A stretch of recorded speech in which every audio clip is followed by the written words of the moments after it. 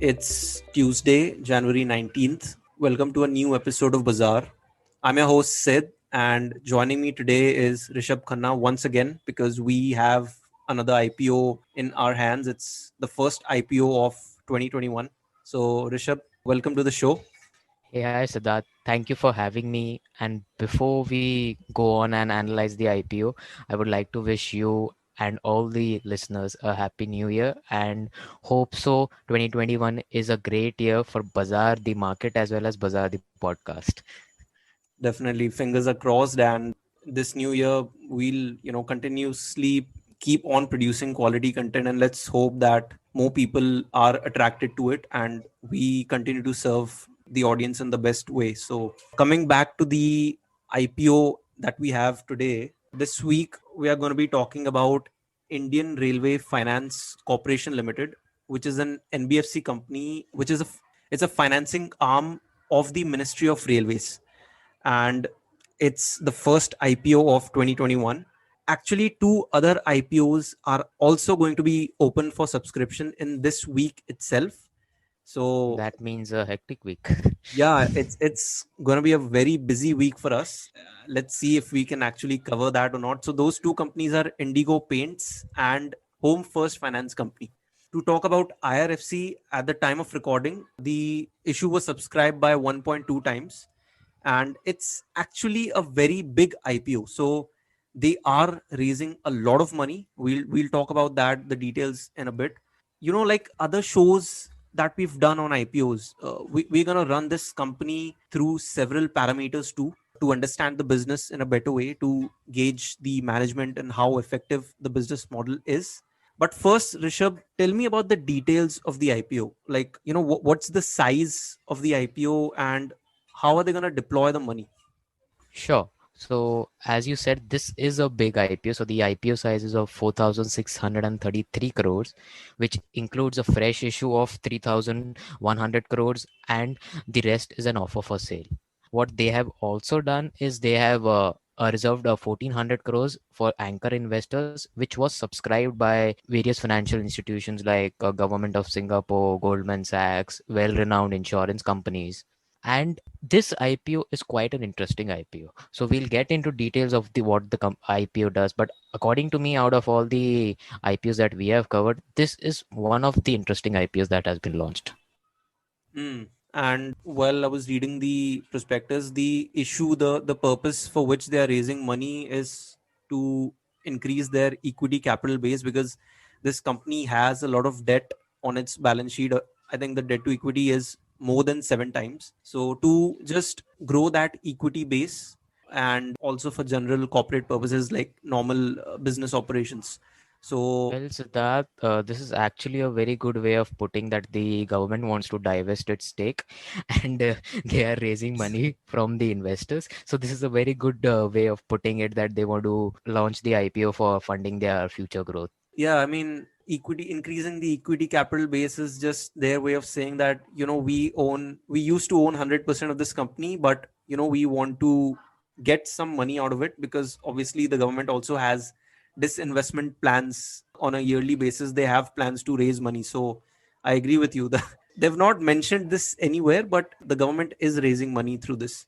And this IPO was actually supposed to be launched in Feb 2020. So if the pandemic had not happened, you would have got this IPO last year. But they had to postpone it to now just because of the pandemic. So they had plans since Feb 2020. And they're launching this now because obviously the markets are still, I don't know, like when are they going to crash. I was waiting for the previous 3 months, but the markets don't seem to go down. So this is the best time to bring an IPO and to dilute your holdings.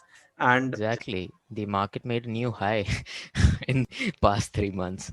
yeah, and 46 billion is a lot of money. I mean, normally the IPOs that I'm seeing, they're normally raising around 6 to 7 billion, but this is like 5 times that size. So a lot of money is being raised through this issue, and this actually means that investors might have a chance of getting allotment. So normally we are just starved. Normally we don't get allotment, but this is such a huge IPO that any retail investor who is investing might actually have a chance of getting allotment. And before we dive deeper into the parameters, I think it's very important to understand some background about the company and the industry that it operates in. And the company has been operational for quite some time, isn't it?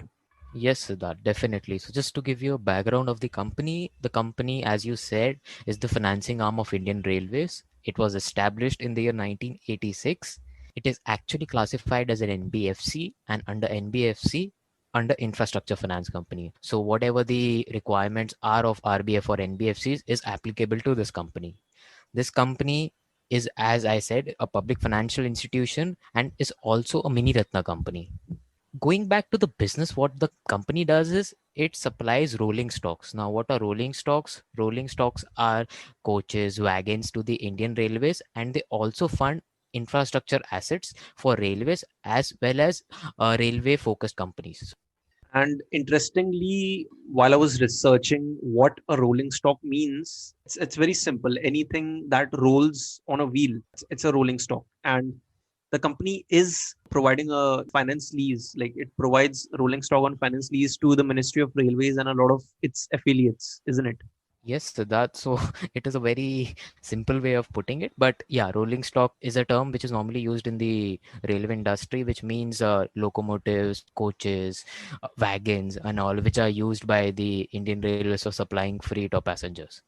And I think the business model is pretty straightforward. I mean, the Ministry of Railways, whenever it needs money, it tells IRFC to arrange it. IRFC then raises funds through various sources like tax free bonds, term loans, and external commercial borrowings, and also a lot of other sources. And how it makes money is basically the spread between the money that it borrows and the interest that it earns from the Ministry of Railways through the finance lease that it gives and the infrastructure projects that it finances. So that is the profit that IRFC makes.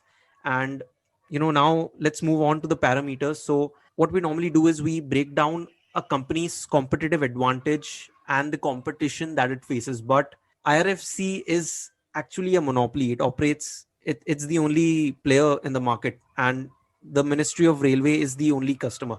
So because IRFC is so closely linked to the Indian Railways, I think it makes sense that we first look at the industry metrics, the growth of the industry before we dive into the fundamentals. So, from that perspective, I think the government is obviously spending a lot of money. And what do you think about the growth of the Indian Railways and the ancillary industries? So, Siddharth, as you mentioned, this is where the IPO gets interesting. As you said, the company has only one customer, that is Indian Railways. And coming back to understanding the company, we'll have to first understand the market, which is the Indian Railways market. So, Indian Railways, as you know, is a humongous network. It ranks among the top railway networks in almost every parameter that you can think of. The only parameter that Indian Railway lags on is profitability and the depth of railway coaches per million passengers. So that is how the Indian Railways is positioned. Which is the most important metric? I mean, profitability at the end of the day is, in my opinion, it's the most important parameter. So yeah. So this is something which the government has tried achieving it since a very long time, but has been unsuccessful in achieving it. That is profitability. And what about the capacity levels of the Indian Railways? Very interesting point here to be noted is the prospectus itself mentions that most of the Indian railway infrastructure was prepared during the British era times. So, if an infrastructure is so old that it was prepared before independence, it would require regular maintenance, it would require a lot of upgradation. Just on the capacity utilization, around 60% of the routes that Indian Railway operates at 100% or more capacity. So that is how strained the current railway infrastructure is. So Indian Railways has projected to spend around 1600 billion rupees for the fiscal year 2020. So obviously that is a very huge ask. And for that, they'll require the funds. So how do they raise their funds? They raise their funds to gross budgetary support, that is known as GBS, internally generated funds. They enter into public-private partnerships, and whatever is the deficit is given to IRFC, and they have the responsibility to raise funds for the Indian Railways. On an average, IRFC is responsible for raising around 40 odd percentage of their total requirement for upgradation of the railway infrastructure. And just a small fact, around 90% of the locomotives are financed by IRFC. So that is how much the Indian Railways is dependent upon IRFC. The Indian rail network is in a need to grow, whether it be on the freight side or on the passenger side. Both require an overhaul, and IRFC will play a major role in financing the Indian Railways needs. I definitely agree. I mean, the budgetary support has been, provided to the Indian Railways for as long as I can, look back, but it is still massively underdeveloped. I don't want to, take a political throw at anyone here because this is a business podcast. But even after allocating so much money to the Indian Railways, still a lot of work needs to be done to grow this segment. And I've been in India for the past 8 years, and I have seen a slow and gradual improvement in the railway sector in India. So I'm not saying that no improvement is being made, but we are still miles behind if you compare our railway network with other developed countries like Russia, Europe, US. We're still very behind when we compare ourselves to those developed nations. And one interesting statistic about the Indian Railways is that it derives two-thirds of its revenues from freight, which utilizes one-third of the railway capacity, and the rest one-third of revenues are generated from passenger travel, which utilizes two-thirds of the rail capacity. So this is exactly the reason why Indian Railways is not making a profit, because they're not able to manage their capacity in a optimal way. The segment which is making more money for them, it's not utilized at a optimum level. Definitely, Siddharth. So this all comes down to the pricing power that Indian Railways has. As railways has been the primary mode of transport for majority of Indians, their pricing power is not available on the passenger side. On the freight side, they do have a certain amount of flexibility because they supply a lot of natural resources, all agricultural commodities through the railway route. But there the competition is with other modes of transport. So that is why the freight mode is more profitable as compared to the passenger side. Yeah, and like you mentioned, most routes are overutilized. I mean, they are running at greater than 100% capacity. And the government will obviously have to expand that network because they realize that freight is making money. So they will have to expand, they have to roll down more railway lines, produce more locomotives, more wagons. And like you mentioned, the capital expenditure requirement of $1,610 billion. That's a big amount, out of which I think around 580 billion will be raised from IRFC. So IRFC finances the majority of the rolling stock assets. So from that point of view, I would say that the industry is definitely growing. IRFC would benefit from such expansion. And talking about benefits, we normally break down the company's competitive advantage and its competitors, like I mentioned at the start of the show. But IRFC is special in the sense that it's a monopoly, and the Ministry of Railway is the only customer. So what we'll do is, I think a better way of looking is the advantages and the risks that this company faces. So Rishabh, what do you think are the advantages that IRFC has at this moment? So the first advantage that you have already mentioned is monopoly. So whatever financing demand that the Indian Railways has, they'll come back to IRFC and they'll raise the funds from the market and supply it to the Indian Railways. So that is something which is there. They don't have any direct competition. The other benefit that comes from a monopoly is, and being backed by the government, is a great credit rating. Now this is very important for an NBFC because this lowers their cost of credit and provides them with the ability to provide the Indian Railways funding at Mhm. low cost. Another interesting point and advantages for the company is that the company does not have any NPS. So for explaining the other advantage that the company has, I'll kind of explain you how the transaction with Indian Railways works. The company enters into a standard lease agreement with the Indian Railways.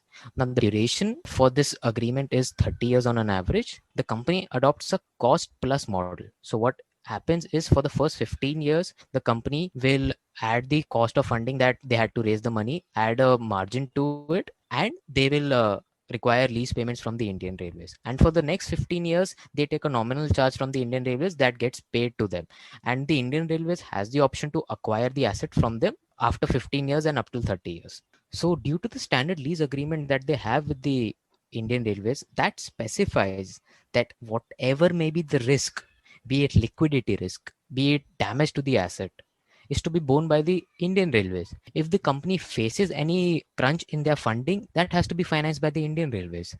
So the company is protected from all sides by Indian Railways, and this acts as a major beneficiary and a major advantage to the business model of the company.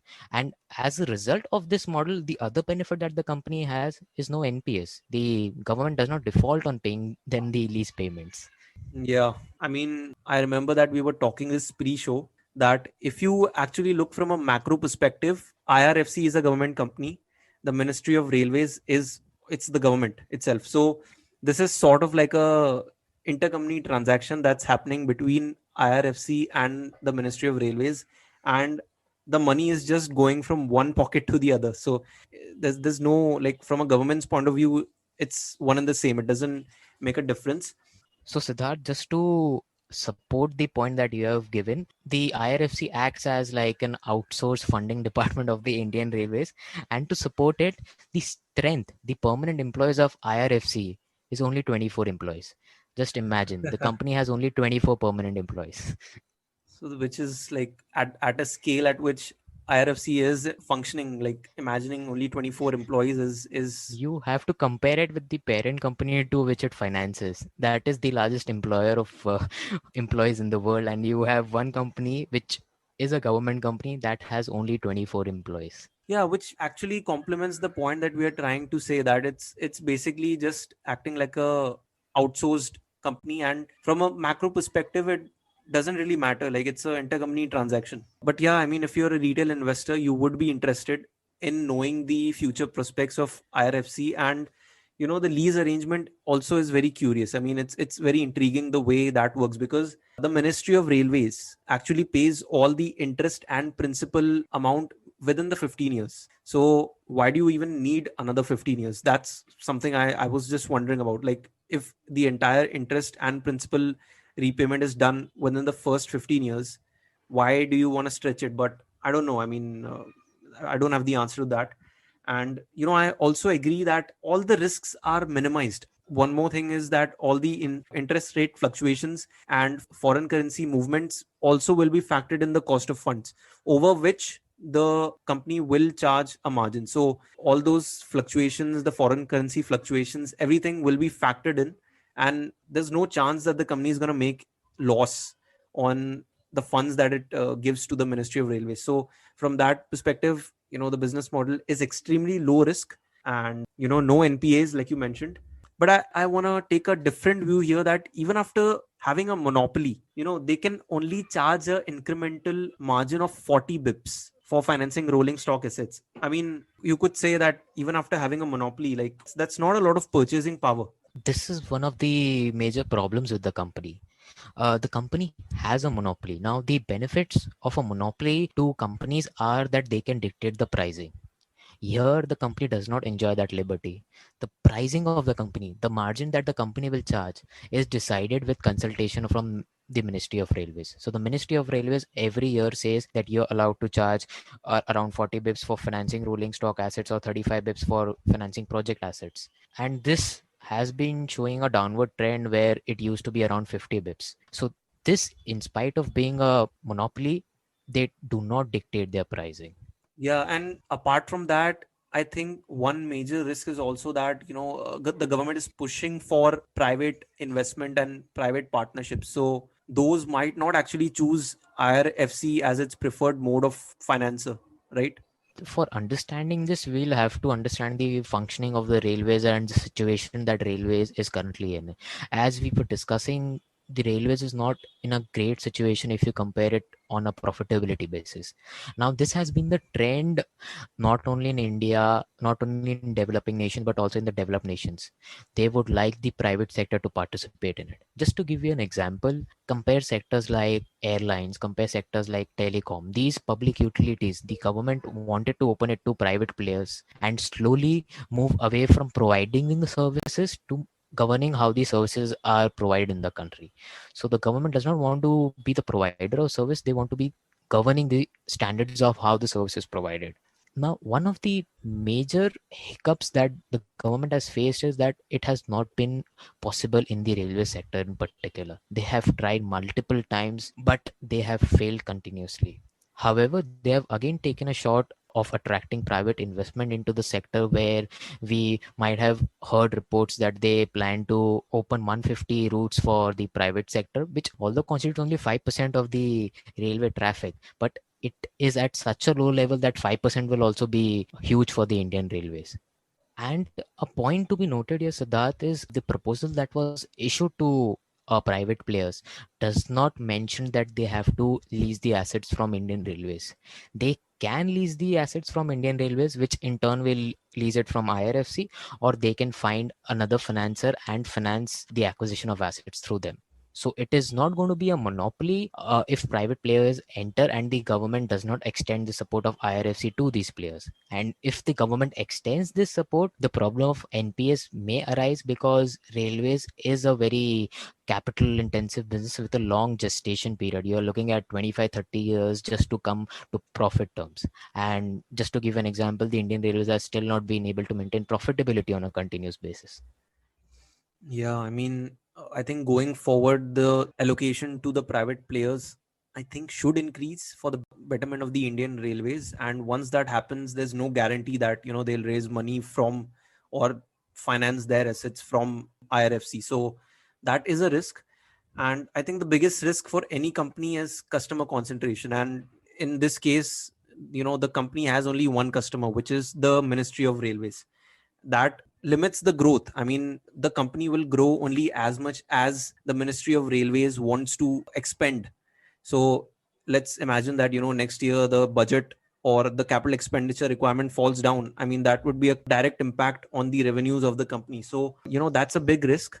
So much for having a monopoly. And like you mentioned, they can't even dictate the pricing. They don't have any pricing power. So a good metric to look at for determining that is the net interest margin, and that has fallen. The net interest margin was 1.83% in 2018, which has dropped to 1.38% in 2020. So, and I mean, if you look at it, the pricing is going down. I mean, the margins are falling down even after having a monopoly, which is, not a good indicator for the company.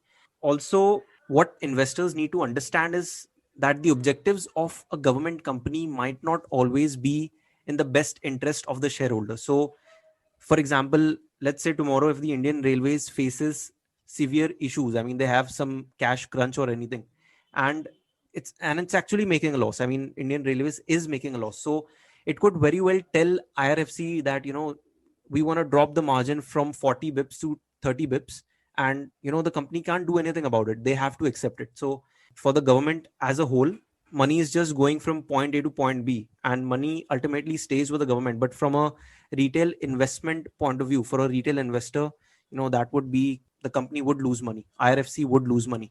So the fact that it's a monopoly could actually make it more inefficient.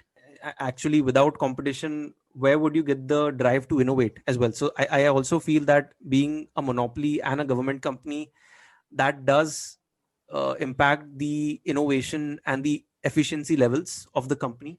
So, moving on to our next parameter, which is financials. How do the numbers look? So, Siddharth, the rate at which the revenue has risen, the assets have risen, or the profitability has risen has been tremendous. These figures are in the high double digits. So you're talking in the range of 20, 30, 40%. So the revenues and profitabilities have increased at such a high percentage. A part of the increase in the profitability can be attributed to the tax benefits that have been provided to them. However, as you have already mentioned, a key parameter to look here at is the net interest margin. For any NBFC, that is the most critical factor. It has been showing a downward trend that has been predominantly, as we have discussed, on the reduced spread that the government is providing to the company. Other important factors and ratios that we have to look at is, as we have discussed, the debt to equity ratio. Now, the company has an internal threshold of debt to equity ratio of 10. Currently, it is at 9. So, it raising funds kind of gels well so that the debt equity mix can be resetted to an acceptable level. Hmm. As I have already said that it is an NBFC, it has to be governed by the capital adequacy norms. The capital adequacy requirement for this NBFC is 15%, and it has beaten it by leaps and bounds. The capital adequacy ratio is close to 300 to 400%. So the capital adequacy ratio poses no problems to the company. So as we have discussed, the financials look good. The only thing that is concerning the company is the CAG has flagged off some transactions, some accounting of a few transactions that has been in deliberation, and they have gone to the ICI for consultation since the last 3 to 4 years. Another important ratio that is important for an NBFC is the return on assets. Now, for this company, as the predominant objective of this company is not to earn a profit but to provide funding to the Indian Railways, the return of asset is very low at 1.5% to be precise. which is a very low number. I mean, which basically means that for every 100 rupees of asset that it deploys, it's only making 1.5 rupees. The revenue and the profit numbers might be looking very good, but a reason for that is because also the Ministry of Railways has increased its capital expenditure, leading to a greater financing that they have taken from IRFC. So, if let's say, for example, if the capital expenditure did not increase, then I think IRFC would be caught in a fix, because the revenue growth and the profit growth would then be stagnant. And I was actually taken aback by looking at the debt to equity ratio number. But given that it's a NBFC business, it's mostly, it tends to be very high. And to quote some numbers, so revenue has grown by 20% year on year for the past 2 years, which is pretty impressive given that the revenue base of which it is growing is also quite big. Profit has grown by 50% year on year. Numbers look good, but if you look at the return on average total assets, like you mentioned, which is an indicator of how efficiently the company is using its assets, it's very low. And that is a red flag. Like, if you're an investor and if you see a company having such a low return on assets, I mean, that's a red flag. That does tell you that the company is not efficiently utilizing its assets. I'm not surprised. I mean, it's a government company. This is why return ratios are so important, because absolute numbers can fool you. So something to look at before you take a decision to buy the company. Moving on to our last parameter, which is valuation. So from that perspective, how would you evaluate the company? So Siddharth, on the valuation parameters, the company trades at around 8p and around close to 1 book value. Now, this numbers seem pretty cheap. The company kind of seems very extremely cheap on these parameters, but we have to take in mind that historically, even if you look at today, 80% of the PSUs trade at very low valuations. This is all on account of the inefficiencies that the each government company is facing. Whether you take it PFC or whether you take it any government company, the price to book is below or around 1. And as we have already discussed, the return on assets for this company is very low. The primary objective of the company is not to earn a profit. So these ratios look cheap but are completely justified. Yeah, I mean, talking about government companies, for a layman, it would look very cheap. Like, if you were just to look it from a layman's perspective, the price to equity and the price to book would look very cheap. But there's a very strong reason behind it. The reason is that government companies will not offer you a breakneck speed like a tech company. These are steady businesses, and these are dividend paying companies. For example, IRFC has been paying dividends since 1991. So, these companies appeal to investors who are looking for a steady rate of return. Those are the investors who would be interested in these companies. I mean, if you're looking from a capital gains perspective, I would not keep my hopes very high from IRFC, or for that matter from any government company. But I would say that the market has priced it correctly, and it's not cheap. I mean, even if the price to equity is 8 times, or even if the price to book is 1, I do believe that the market has priced it correctly given the efficiency, given the growth. And let's wrap it up. Rishabh, what would be your recommendation for the stock, and how do things look from a listing gains perspective for people who are looking to pull out their money on the first or second day? So looking at from the listing in perspective, which is purely a function of demand and supply. Here the IPO size is big. The gray market premium is also not that exciting. The investor, if he gets an allotment, could look at listing gains in the range of 10 to 20%, but he cannot expect any stellar listing gains of like Burger King or Mrs. Bector or any of the previous IPOs. Looking at the future, The main point that works against the company is that it does not function to earn a profit, but it functions to provide funding to the Indian Railways. They don't have control over their profitability, and they have to depend on whatever the margins that the government decides. So from a long term perspective, the investment in the railway sector is bound to increase, that is for sure, but the margins for this company is bound to decrease. So from a long term perspective, it kind of looks like the investor may be able to get this stock at a cheap price and could wait for some time just to see how the company pans out, how does the growth actually work out, and how much are the margins contracted. So for investors looking to invest in the stock from long term perspective, I can say that it is a long ride. The margins are at the mercy of the Indian Railways. The company predominantly functions only to provide funding to the government. Their objective is not to earn a profit. So it is going to be a long ride. Whether it becomes a bumpy ride, that depends upon how the company performs and how the railway sector as it is performs. Yeah, even my recommendation also would be like for long term investors to wait for certain quarters before making any move. I mean, okay, you can put your money to get listing gains, but even listing gains don't look that good. Like we are kind of used to those 70-80% listing gains on the first day. So this is a company which is not going to give you that. And from a long term perspective, I like to look at the purchasing power of a company, which is it's not there. I mean, they don't get to decide the margins. You know what, like we discussed, the margins are actually falling. And also when the government gets into the private sector, and if the private sector grows in the years to come, this could actually be a deterrent for the company. So I would say you could keep the company on your watch list. If the company falls by a very big margin, then there is I think there's a value opportunity here. But at this point, at this moment, I would just say, just keep it on your watch list, and probably there are better companies that you can put your money in. So, and that's it for today's episode. Rishabh, once again, thank you for coming on the show. And it's going to be a busy week. I mean, 2 more IPOs are coming up. So let's gear on for that. Thank you for having me, and hope the listeners are as excited as we are covering these stocks. Definitely. And people on the show may have certain recommendations to buy or sell, but don't buy or sell based on what you hear. You can reach out to us at the Bazaar Podcast at gmail.com. Let us know what you think of the show. Let us know the companies that you want us to cover.